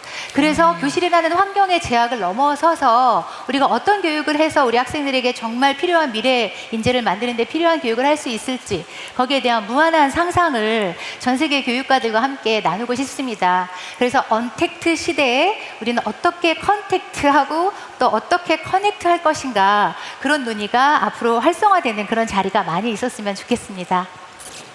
네, 우리 정수 선생님이 제가 할 말을 하셔가지고 제 멘트는 생략하려고 그랬는데 그래도 네. 한 말씀을 정리를 하긴 해야 될 것 같습니다.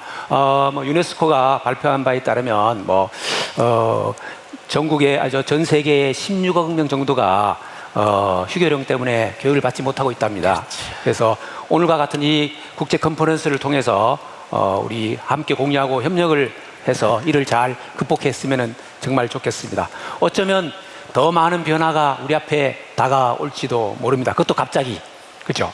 이를 위해서 우리는 저부터 학습의 민첩성을 제가 가지고요, 함께 해결해 나갔으면 하는 마음입니다. 오늘 교육 분야의 핵심 키 메시지로 한번 제가 할 테니 같이 한번 말씀 따라 해주시면서 네. 오늘 마치도록 하겠습니다. 우선 네. 교육과 공유와 협력으로 공유와 협력으로. 네, 같이 하실 거예요. 공유와 협력으로 공유와 협력으로 미래를 함께 꿈꾸고 미래를 함께 꿈꾸고 만들어 갑시다. 만들어 갑시다. 예, 이상 모두 마치겠습니다. 네, 감사합니다. 혹시 좀 많은 분들이 유튜브로 지금 접속해 들어오셨는데 참 시간 관계상 유튜브에 나온 의견도 좀 듣고 이러면 정말 좋을 것 같은데요. 너무 아쉬운 마음 들고요. 유튜브에 댓글이나 의견 있으신 거를 또 나름 접수해서 잘 반영하도록 하겠습니다. 고맙습니다. 네, 감사합니다. Thank you to our chairperson. 네, 감사합니다. 아나운서님한테 넘겨드렸습니다. 예, 정리. Thank you very much for your time. Thank you. 네, 시간 내주셔서 감사합니다. 네, 오늘 이렇게 함께 해주셔서 감사드립니다. 의장님 그리고 패널 분들께도 감사의 말씀 드리도록 하겠습니다. 대한민국에서 최초로 온라인 개학식이 열렸습니다. 코로나19로 인한 급격한 시도였지만 또 다른 교육 혁신의 기회로 발돋움할 수 있기를 바랍니다. 그럼 이로써 네 번째 주제 교육 분야의 분과 회의를 마치도록 하겠습니다. 잠시 휴식을 가진 후 6시부터 5번째 주제에 대해 분과 회의를 진행하겠습니다. 감사합니다.